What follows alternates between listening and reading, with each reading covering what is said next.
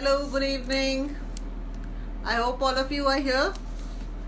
I've got this lovely book to discuss today with its author Mani Mugada Sharma. So just waiting for Mani to come and we shall start. We'll keep it in both the languages जो भी आए हैं आप लोग सब. तो सबसे पहले आप सबको Hmm. रमजान मुबारक. अब इस साल क्योंकि हम लोग उसमें हैं, लॉकडाउन में हैं, and we cannot have prayers in the masjid, so the azan is not being heard everywhere. Some places हो रही है अजान, कहीं पे नहीं हो रही है. तो हम यहाँ अजान का अल्लाह अकबर शुरू करते हैं. And with this book, this is the book by Mani Mugda, Allahu Akbar. Of course, he has written it on Akbar the Great Mughal, but this is also Salam everybody. Thank you for joining us, and this is also the call to pray. तो मैं और हम Right. लोग मैं थोड़ा सा introduction दे दूं कि Mani is a Delhi-based journalist with Times of India, and he has done his masters in history. He is an avid quizzer and quiz master, and his name as the on Twitter is Quizzical Guy, as you all know. So he likes to quiz a lot, and I'm going to quiz him today. He want to push people for answers. He's going to be pushed today, be it on stage or as a quiz master, or as a journalist pushing the government and people in power. He takes a keen interest in politics, military history, and Mughal and British empires and the last two world wars.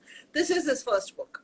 Now, there are many books written on history, on rulers, on Mughals, but the speciality of this book, as we will discover as we go on, is that Mani has juxtaposed the present and the past. He's tried to make some kind of sense of the past in the present days and of the present through the eyes of the past. So we shall be talking about all that.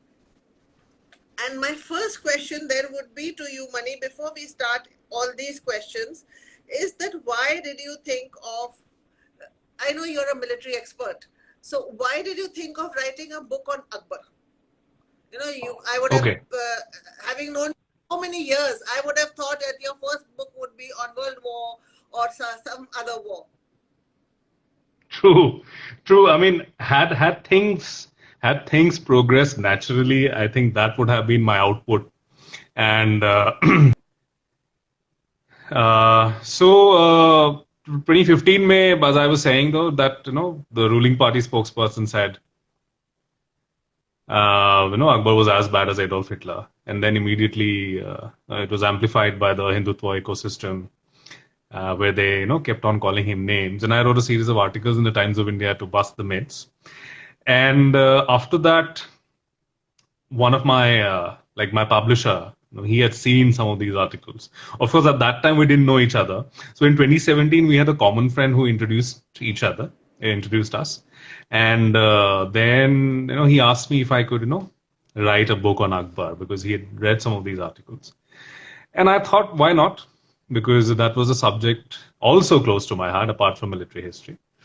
But then I had absolutely no idea what exactly about Akbar am I going to write. So after some thought, I decided that, okay, maybe, I should juxtapose the past with the present, and maybe then it would make sense. Because there have been, people who have written biographies of Akbar in the past, and people will also write biographies in future. So I thought I'll just try a new approach and, try to compare the past with the present. So that's how the book happened. And you were among the first to know कि मैं लिख रहा हूँ. The contract sign what I had told you.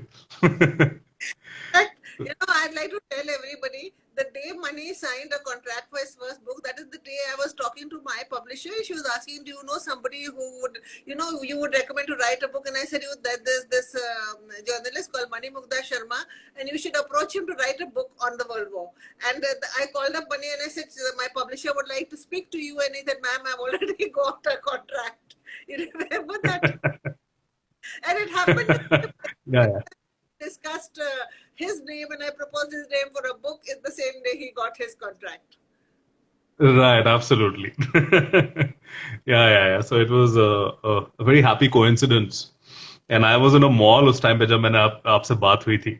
मैंने कहा आज ही sign हुआ है. So yeah, so that's how it had worked. So the contract happened. I started writing the book, and eventually it took me like actual writing part happened in 2018. Like the whole of 2018, I was reading extensively and writing.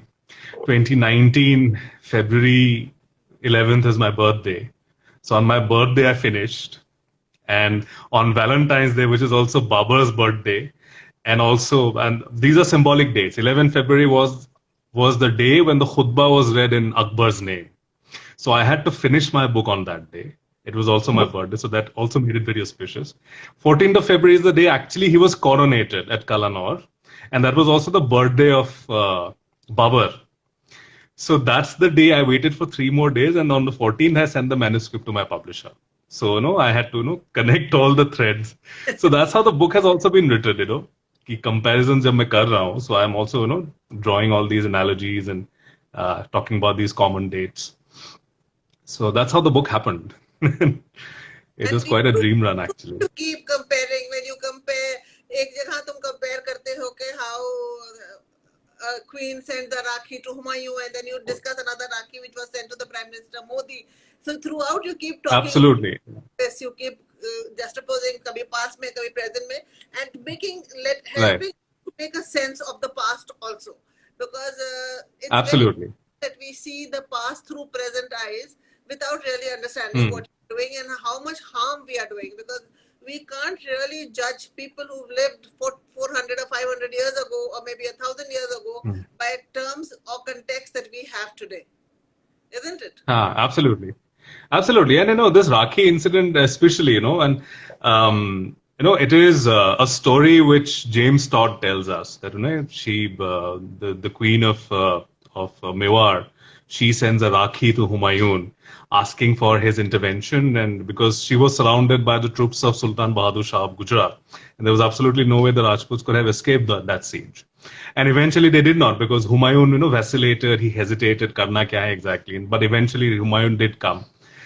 Even though by that time the women were dead, but her son was actually put on the throne by Humayun. So it was actually Humayun who restored the Rajputs back on the throne of Mewar.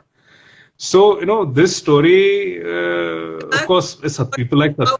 The Mughals.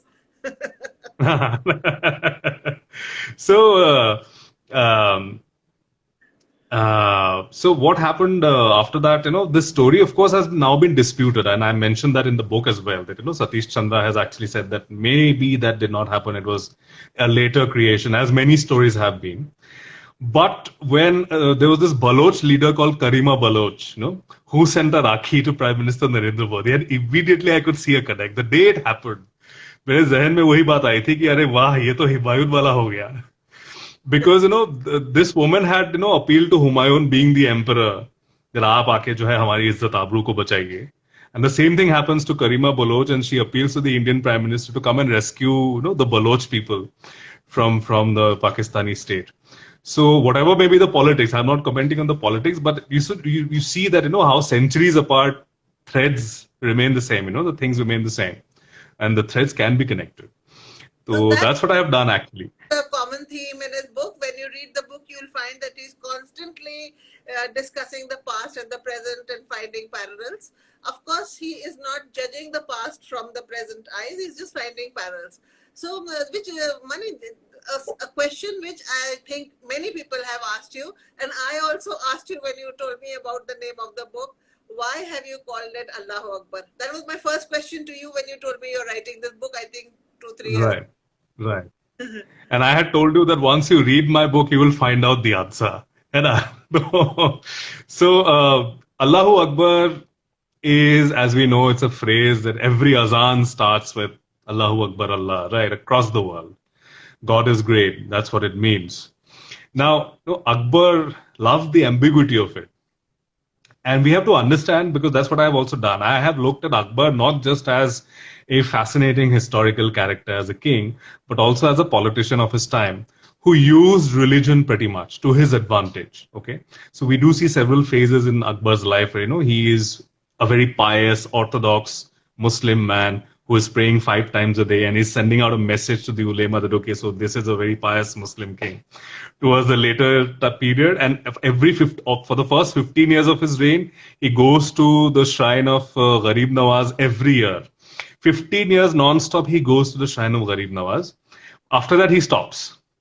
है ना? So, a message was being sent across.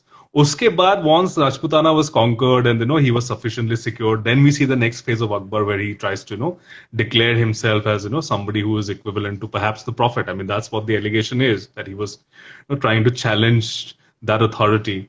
Or at least he thought that, Ummi part. Mm. The part of Ummi, which you can discuss later. Absolutely, absolutely. Yeah, Ummi. So, that's what he's trying to do.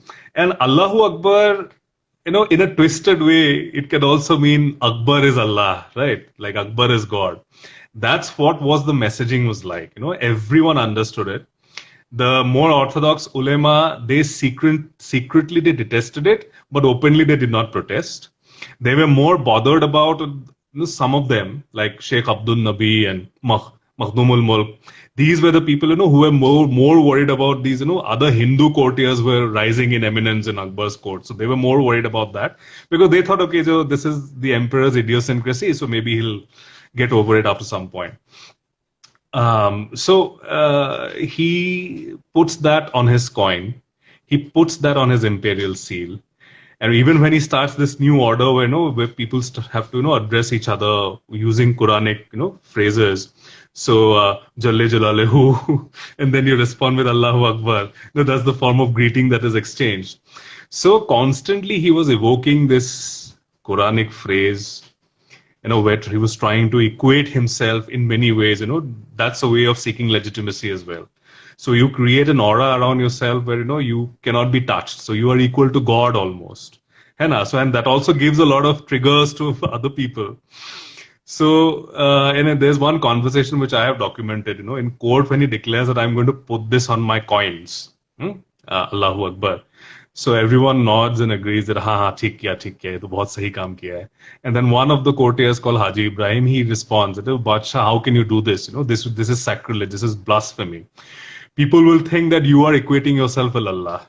So instead of Allahu Akbar, why don't you replace it with La Zikrullahi Akbaru? To talk about God is a great thing, that means. So, and that way there won't be any confusion in the people's minds. And Akbar says, who is that fool who's going to think that I'm trying to equate myself with God? But he still does not, he does not stop. He goes ahead and puts whatever he wants to put on his coins and seals.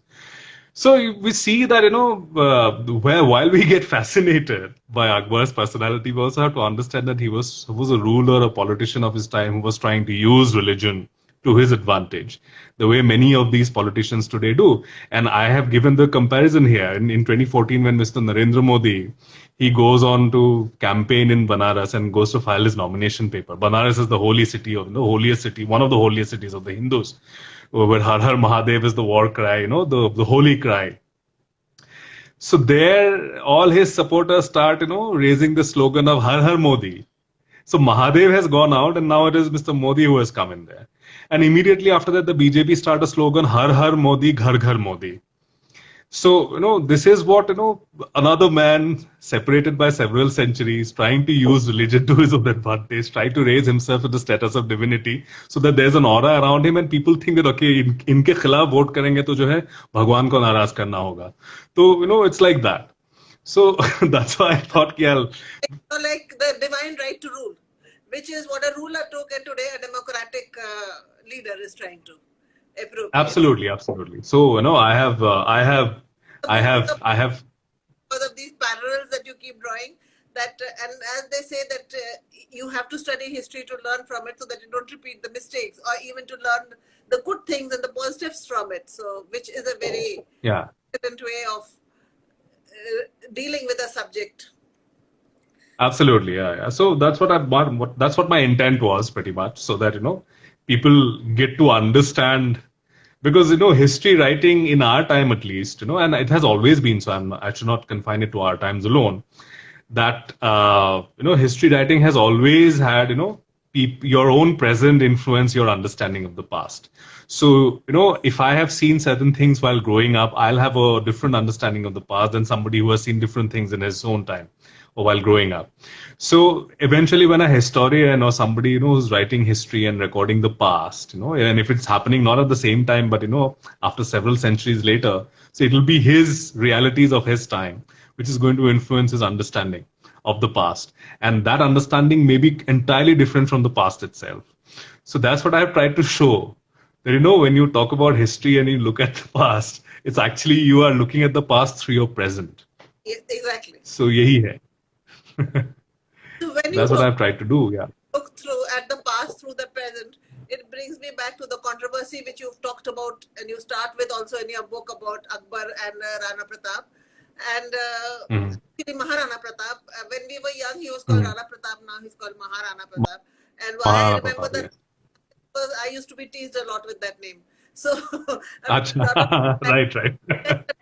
In my name, Rana and Rana Pratap, and they would always, even today, people think I'm a man because a male because of my name. Whereas my name is actually of Farsi origin and not the of Maharana Pratap. So anyway, so to come back,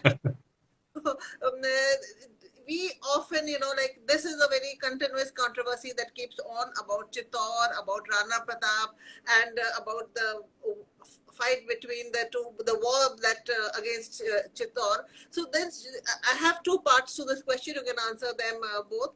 First is that how was the Battle of Chittor seen by Akbar, seen by the Rajputs of those days, the people of those days, I'm talking of 16th century, and why was the conquest of Chittor and Ranthambore, both Rajput kingdoms and in Rajasthan, why was there differential treatment given to both of them by Akbar? So there are two parts to the question. You can take your time to answer that.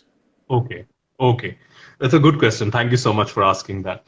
So, Chittor was a state which was very key to, the control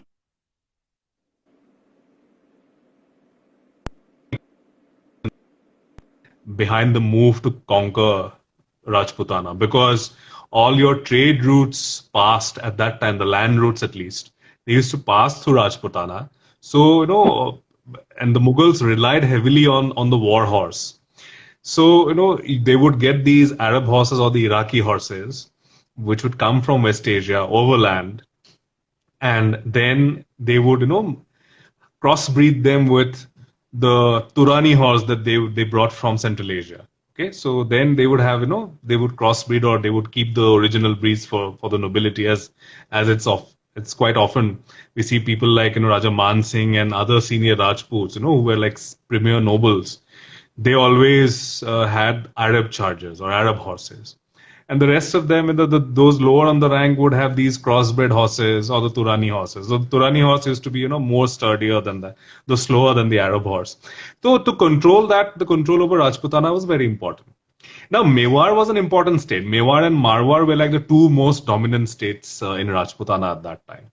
So Mewar, you could say that, it made the mistake of, allying with or giving shelter to all those people who rebelled against the Mughal state or who were at war with the Mughal state. So people like Baz Bahadur, the moment they are defeated, they would run away to Mewar and, take refuge with Rana Uday Singh. So the Rana Uday Singh was kind of he was a figure who was constantly becoming a constant thorn on the side of Akbar. So, he had to personally do something about it, apart from the economics of it, of course. So he conquers, as you know, it was a bloody siege. It lasted 5 months, and at the end of which, Chittor was completely devastated. And but contrary to what we have been, told or taught while growing up, the stories, the actual stories are far more different. Because what the records would tell you, that, the Chittor garrison actually offered to surrender several times to the Mughals, because they understood. They were not, the Rajputs were not foolhardy people the way we have understood them. They were also very pragmatic, because you see all these alliances that they had, not just with the Mughals, but even with people, the dynasties that came before them, the Sharkis of Jaunpur or the Sultanate of Delhi. So, they had these alliances with different rulers who were not Hindus. So they were not foolhardy people, who would just randomly, lose their lives or, completely, annihilate themselves in this, madman's quest of, taking on an unequal power. So that was certainly not what they did. So the Rajput garrison there offered several times to surrender to Akbar, but Akbar made it very personal. So he said, no, Rana Uday Singh will have to personally come down and apologize and submit to my authority. Only then I'm going to spare them. That does not happen because it is also too much of a thing to concede for the Rajputs, because the king has gone away to Udaipur, and he has left his garrison behind. He is not going to come down and apologize personally in front of Akbar. That was just too much for Akbar to ask. So Akbar definitely wanted to make a point with that. He wanted to humiliate the Mewar state by completely devastating Chittor. So that's what he did. Now, of course, we have to understand that after that, the relationship that was happening with some other Rajputana states, like say Amer, and eventually with Marwar. These were also powerful states, and so they have also had their sensibilities, which Akbar was very concerned about. And they also did not want to ruffle feathers of the emperor. So you see that, after that, the kind of narrative that comes out, when you talk about about the war between Rana Pratap and Akbar, it is projected as a contest between Karna and Arjun. Right. So, you talk about these people of the same family, who are on rivals on different sides because of fate. But then they are ultimately part of the same family. They were brothers. So the portrayal is not exactly negative. This is different with the Mewari sources, of course. The Mewari sources would not say too many nice things about Akbar. But by and large, the accounts of Rajputana did indicate that they did not really ruffle feathers of the Mughals. They would not say nasty things by and large. It was only later in the 19th century when people like Colonel James Todd were writing their accounts that all these other stories started coming out, where suddenly the descriptions of the Mughals changed completely. From being sympathetic and people who were willing to send their daughters to the imperial harem. Suddenly we have talk about some of these Rajputana states now denying completely that they had ever been associated with the Mughals. So we see that politics as well. So the treatment was completely different with regard to Chittor. But when we look at Ranthambore, now that's another key fort. Now, Ranthambore, the Hadas were in control of, and they were a part of the Chauhan lineage. So Rao Surjan Hada was the chief there, and when he saw that Akbar was coming, now this fort was considered to be even more impregnable than Chittor because it was at a higher elevation and the terrain was completely rocky. So nobody thought that Akbar could actually haul up guns or artillery through those cliffs and place them right in front of the fort. Nobody even imagined that. So when Akbar did that and, he started pounding the fort with his artillery, Rao Surjan Hada realized that, his resistance is not going to last for long because they cannot withstand this kind of a siege. So he sent out emissaries.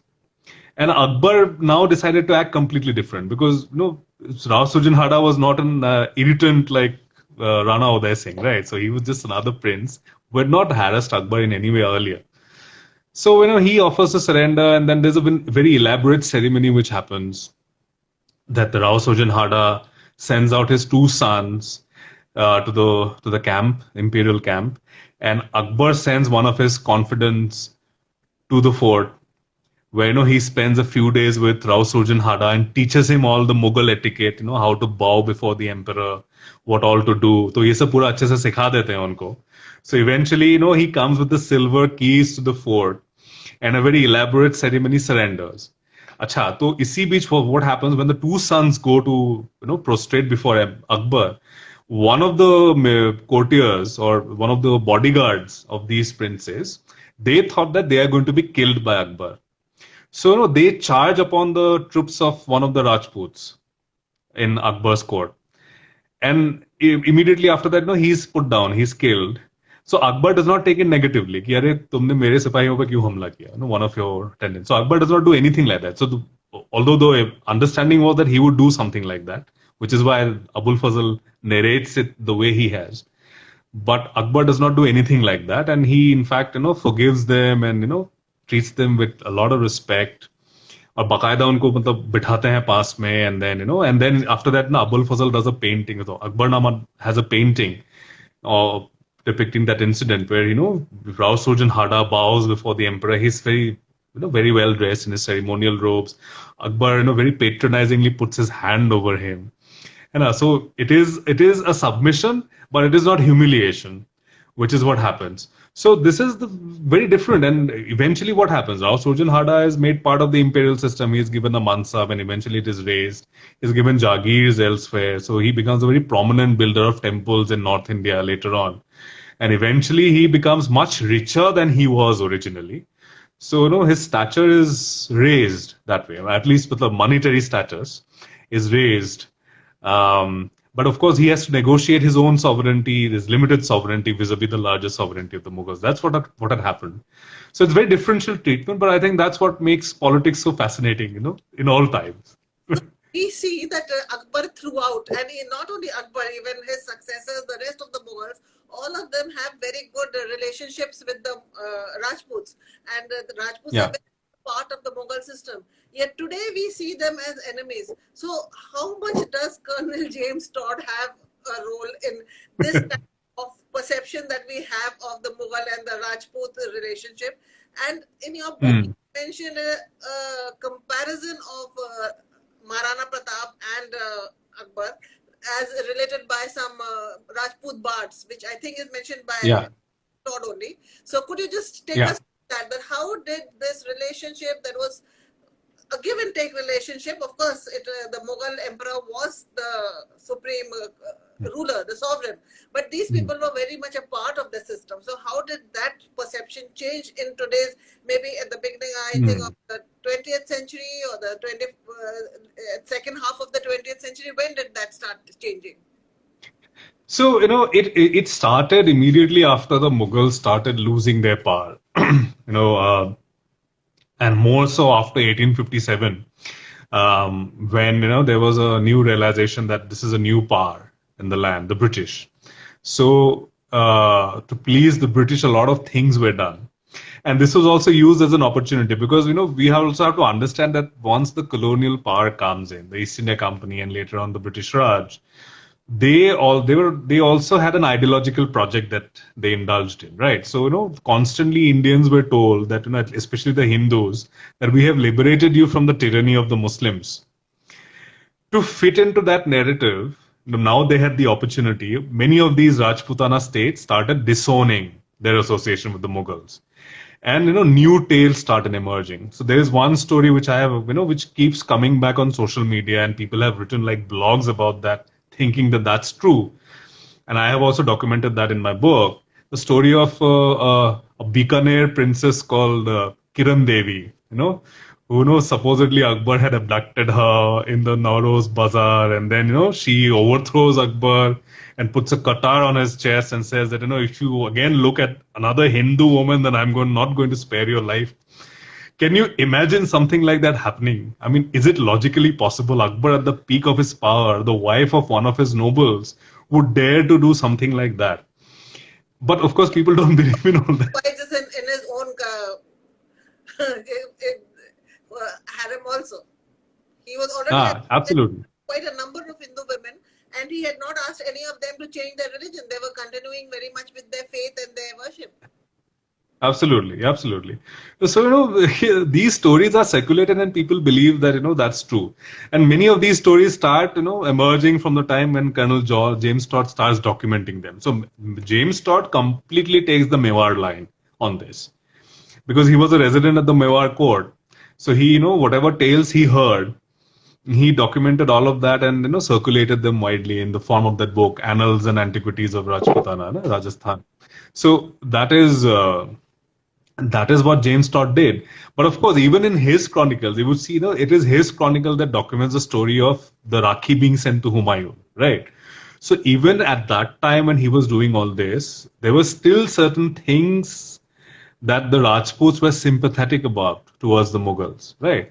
So, this Rakhi incident tells you that. But at the same time, just to show that, or bump up their tales of bravado, they started tweaking the original stories. Because when you talk about the peace mission that was led by Raja Man Singh to Maharana Pratap, so what happens? Man Singh goes there twice at least, he goes there. Akbar sends him because he's tried for several years. He sent Todarmal as well to meet Rana Pratap, and to convince him to join the Mansabdari system and become an ally of the Mughals. So, in all the accounts of that time, at least, you would find that he was very cordially received by the Rana himself. He went out to his borders, received him, brought him in, entertained him for a few days, and then respectfully sent him off. He asked him that, "Will you please come with me to Agra? The emperor wants to meet you." He said that, "I'll look for the opportune moment to make myself present in front of the emperor." That's what is recommended, what is documented there. Now, what does Todd tell us? That Man Singh is insulted at every step. Rana Pratap welcomes him but does not go to meet him personally. He sends his son. And then the son says, he does not come. He throws a feast, but the Rana is missing. So Raja Man Singh asks, where is Rana ji? And he says that, he has a headache or whatever reason is given. And Man Singh realizes that this is an opportunity that the Rana has utilized to slight him. कि उनको खाने पे बुलाया है और उसको जो है मिल नहीं रहा है. And eventually, this leads to an argument between Man Singh and the nobles of Rana Pratap, where they insult him and say that no, tum to jo hai, tumhari to jaat gayi, you have signed a pact with the Mlechas, you send your women to their harem. Yeah, so Raja Man Singh says, I am going to avenge this. I'm going to come back with an army, and you, Rana ji, will pay for this. So all this is. And then somebody dares him. Yeah, this is what James Todd is documenting. And then what happens?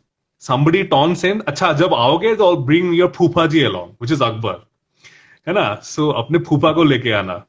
So this is how he's insulted. That's what the James Todd tells us. And after that, the place where the feast was thrown, the ground is broken up. All the utensils are broken up and thrown into the tank.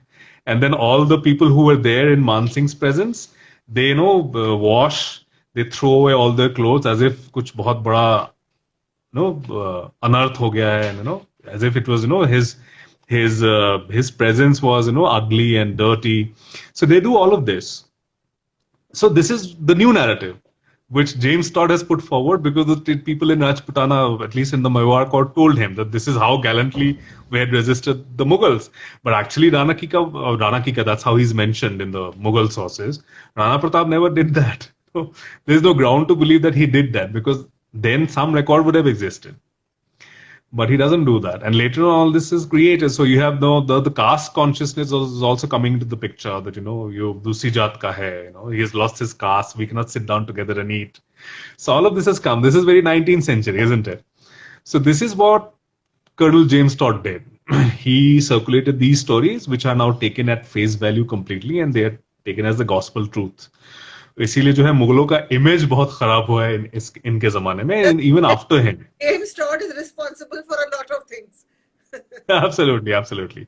And many of the later Rajputana states, in the late 19th century, early 20th century, some of these states like Bikaner, for instance, they commission historians to completely wipe out themselves from the Mughal narrative, that they had ever sent their women, their daughters to the Mughal harem.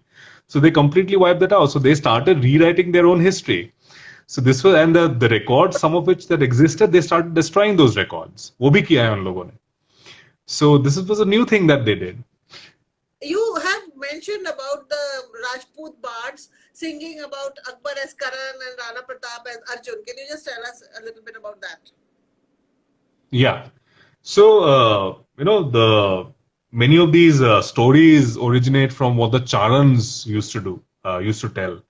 The Charans were like these, there's a proper caste of people that many courts in Rajputana used to have, What you would say the wandering minstrels of Europe, unki barabari ke ye log the. So they were the ones who were narrating these tales. So as long as Akbar and the Mughals were powerful enough, you see, the story of Padmavati also starts coming from that period, right? So, usi time pe aata hai, and now they are very careful in presenting the story to the Mughals, because that's again a Muslim power, and Akbar completely venerated Alauddin Khilji, because at every step he was trying to compare himself with Alauddin Khilji and trying to outdo him in many ways. So how do you say something which is negative about Alauddin Khilji. So they, our accounts were very controlled at that time, the story of Padmavati. Just like the story of the conquest of Chittor was during that time. And later on, the conflict with Rana Pratap. All of that was, it was, told in ways so that, it would not displease the Mughal emperor if he heard them. Or people who were already holding positions of power in the Mughal court, they would not find themselves in an uncomfortable situation if these tales suddenly came in front of the emperor. So that's how controlled the narrative was. So Akbar was described as Karna, Rana Pratap as Arjun, है.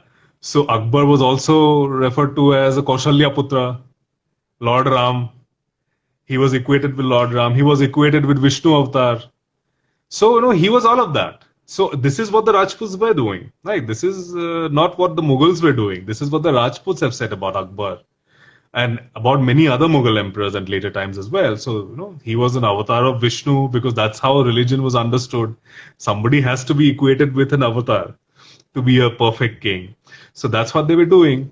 And when I mentioned this earlier, that Karna and Arjun conflict is not seen as something as between complete hostiles. It was just like family members falling apart, not unknowingly, and having a fight.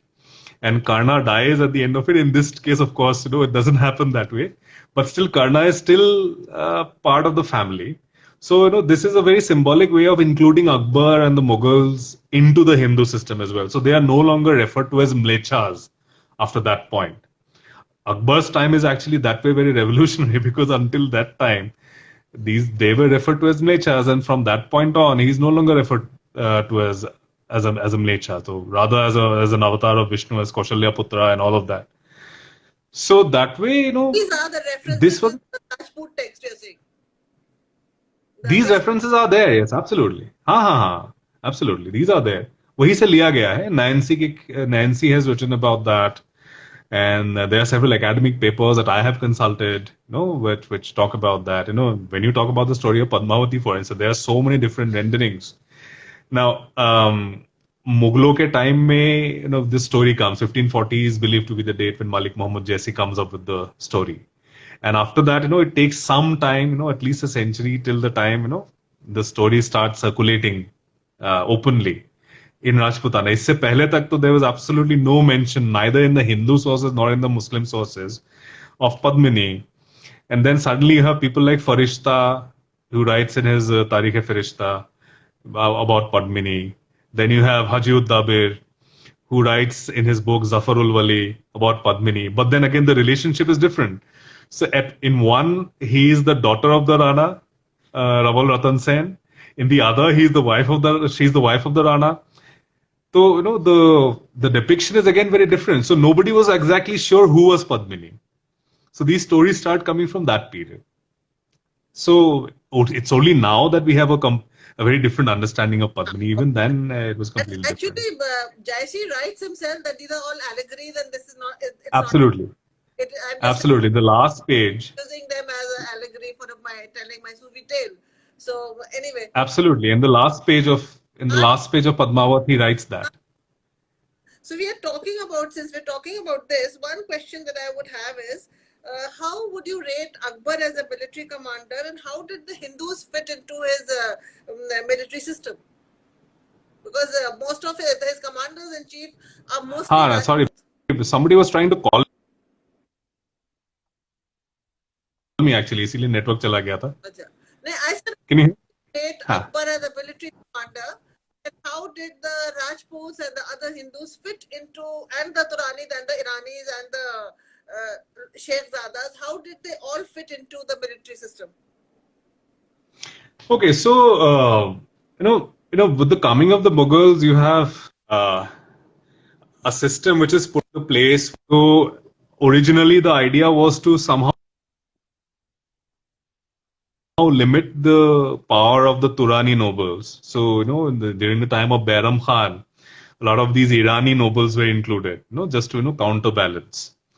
And then, you have the Sheikh-Zada as well, like the Indian Muslims, and eventually the Rajputs start coming. You have to remember that Todarmal was actually brought into the Mughal system by Bairam Khan. and not by Akbar. And Akbar originally actually resisted that, So, because this was what he was doing, that was the convenient politics of his time. So, because Bairam Khan was doing it and he was trying to wriggle out of Bairam Khan's authority. So, when one section of the court's nobility, opposed him, they opposed him also on the grounds that he was including these Hindus into the system. And Akbar goes along with them, says that, this is not right, because when he issues a decree later on, उसमें तो वो लिखते हैं कि ये आपने ये सब किया this is against Islam. So and then later on, after Bairam Khan is neutralized and the influence of Mahamanga and Adham Khan, that is also neutralized. Within 1 year, most of those people who had opposed Bairam Khan, Pir Muhammad Khan Sherwani, then Shamsuddin Adka Khan, Adham Khan, and Mahamanga, all of them die within a year of Bairam Khan's death. So, and Akbar suddenly is free. Now, what will he do? So, he starts including Hindus into the system. Now, he has no problem. Earlier, he had, because Bairam Khan was doing it. Now, he is free to do it, and so he's going to do it. So, he does that. And one by one, the Amer state is the first to actually join the alliance, And Amer state originally was an Afghan ally. So Akbar's troops first encounter Ameri troops when they go to fight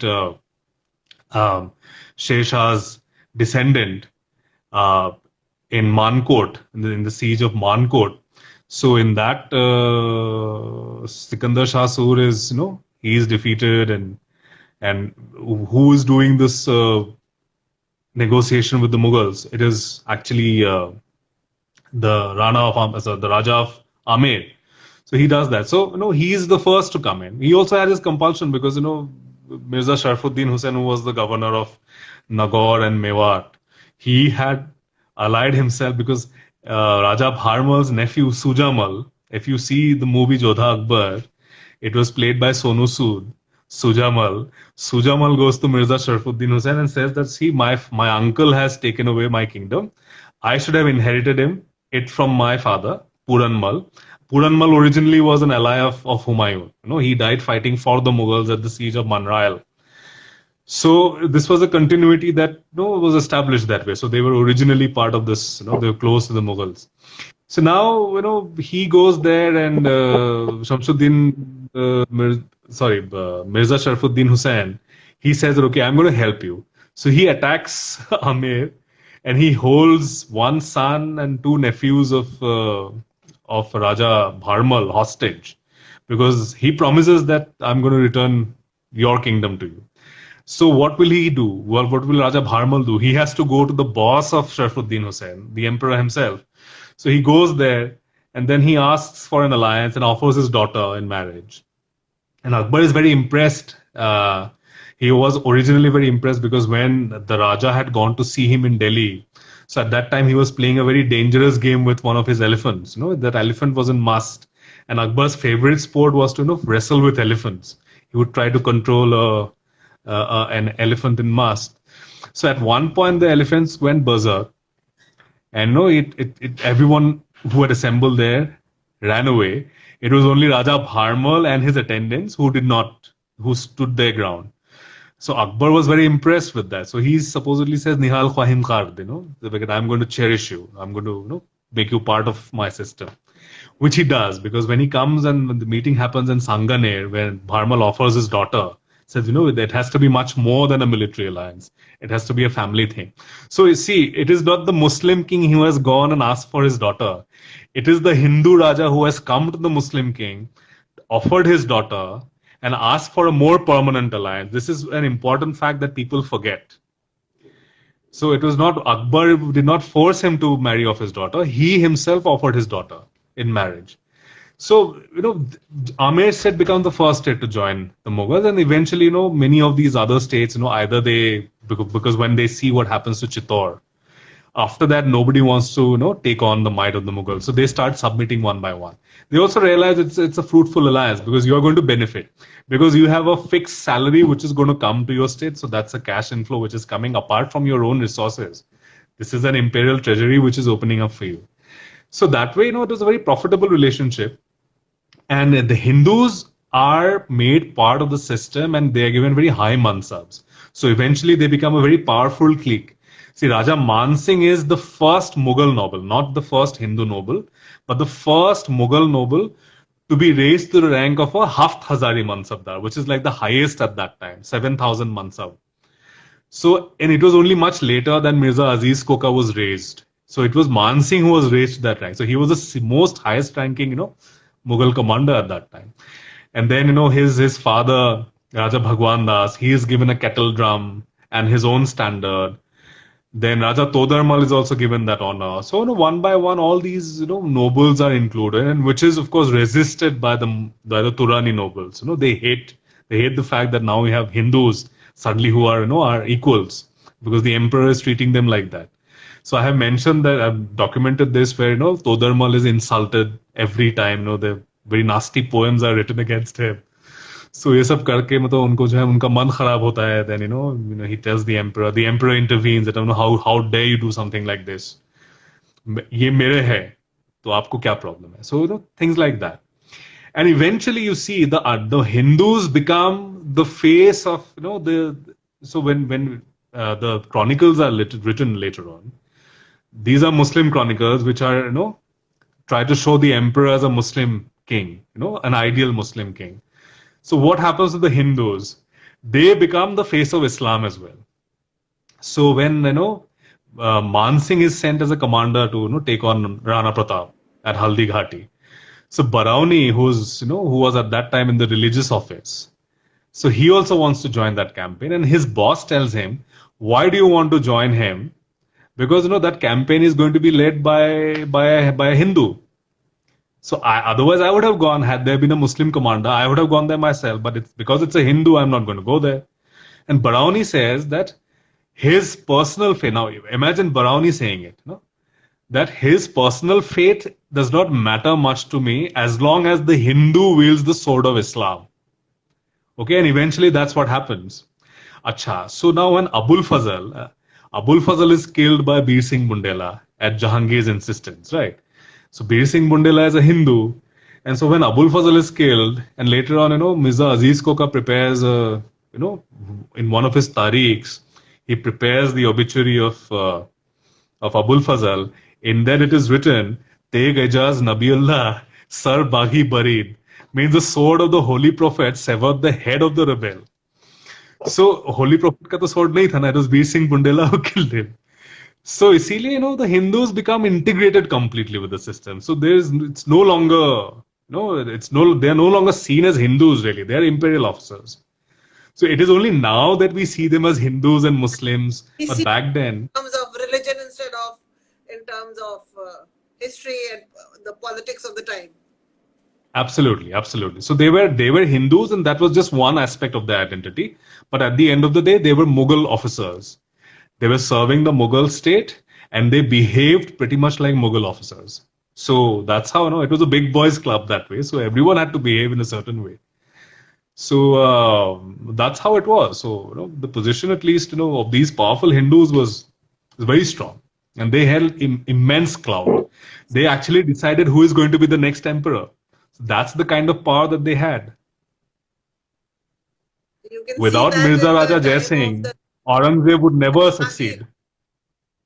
Yes, and absolutely. Exactly. Aurangzeb also. Absolutely. Without Mirza Raja Jai Singh, Aurangzeb would have never become the emperor. And Raja Man Singh tried so much to prop up his own nephew, who was Mirza Khusro, against Jahangir. Now Mirza Aziz Koka, because he was his father-in-law, so he also tried to threw his weight behind that. But eventually it did not happen. There were other Rajputs who sided with Jahangir, like people like Bir Singh Bundela, whom Akbar wanted to finish off. He sent several campaigns, again commanded by Hindu commanders, against Bir Singh Bundela, and in one of those campaigns, Bir Singh Bundela was severely wounded, but he still escaped. The moment Akbar died and Jahangir was made the emperor, Bir Singh Bundela shows up in the imperial court. He is given Jagirs, he is celebrated. तुम तो जाओ, तुमने तो इतना अच्छा काम किया है. Gets the Morcha, the Jagir Award. So all of that, the Hindus did not get any inferior position that way. They were pretty much part of the imperial system. Yes, you could not become the emperor, but you could be the kingmaker. So that's the second best thing. So you, in your book, you have one chapter on popular, TV, drama, popular literature, and films. So the image that you are giving of the relationship between the Rajputs and the Mughals, the Hindus and the Mughals, is very different from the one that is portrayed in on TV and in films these days. So how much would you blame TV, film, celluloid, popular literature for the image that we have of the Mughals? And what, in your opinion, should be the actual image? So I think by and large, despite the negative politics which we have seen in our times, or at least over the last 10 years or more than 10 years, we have seen constant, vilification of the Mughals, even before this regime was in place. But despite that, by and large, I think the image of the Mughals, still, at least of Akbar, continues as that of a very positive, ruler. And that is primarily because there were two movies. One was Mughal-e-Azam, which showed Akbar as completely different from the real Akbar. He's very patriarch, who doesn't like the fact that his son is in love with a dancing girl, even though many of the Mughals actually fell in love with dancing women or courtesans and married them. Yeah, at least the later Mughals did. So that was very, very unconvincing that way in the depiction. But yes, it was a very secular depiction, that way very positive, and it was actually a product of India's national movement. Because India's national movement, even though it inherited quite a few things from the colonial system, one was this conservative image of Akbar as somebody who is always formally dressed, who speaks chaste Urdu, and even when he gets angry, the abuses that the expletives that he uses are very chaste. The real Akbar is like just like any other. That is one of my favorite parts. The Braj Galis that he gives. Please do give. Absolutely. The Barauni is called a Shalgam Khor and that. So Akbar would abuse calling his enemies Shalgam Khor. And while there's some issue with money's network, so let me tell you, Akbar was very fluent in Braj, as were many of the other Mughal rulers. They were all pretty fluent in Braj. In fact, the later Mughals were even writing verses in Braj. Sorry, my network went off in between, so I lost the first part of your question. Network was off. I said, let me tell you that Akbar was very fluent in Braj. Yeah, Akbar was definitely, and one story which I remember, it's a Gopal Bhar story. Gopal Bhar is like the Birbal of Bengal. So just like we have Akbar Birbal stories, in Bengal you have something like Gopal Bhar. And Gopal Bhar was like was a courtier just like Birbal of King Krishna Chandra. Okay, so there's one person who comes in one of those stories. There's a man who is very fluent in several languages, and everyone is confused कि इनका असली जबान क्या है, मतलब what is his mother tongue, madri zaban kya hai. So everyone tries to get that out of him but fails. So Gopal Bhar comes out with an innovative technique. He says ki I have to make him angry, because when he'll be very angry, he's going to speak in his own madri zaban. So what he does, he somehow creates a trap where this man comes and falls, and he gets very angry and he calls him tu andha hai kya, but in his own language, which is Odia. And that's how everyone gets to know finally that this man is actually Odia. Okay, so that's what the story is. So if that is taken as a benchmark, then Akbar, when he got angry, he would abuse in Hindi. Yeah. So he gets very angry at Adham Khan. Mani, we have 45 seconds left. Now we can come back and have another session if you're not tired, and maybe talk for another 15 minutes more. Absolutely. I'm not tired at all. Not at all. Sure. We'll do. And because this will go. So one question that Venkatesh had, which I will read out to you. 1000th year of Islam is in Akbar's reign. What, in your view, was its impact on his ideology, if any? So when we come back, please remember to answer this question. Okay? That the 1000th year of Islam was in Akbar's reign. Sure, and what impact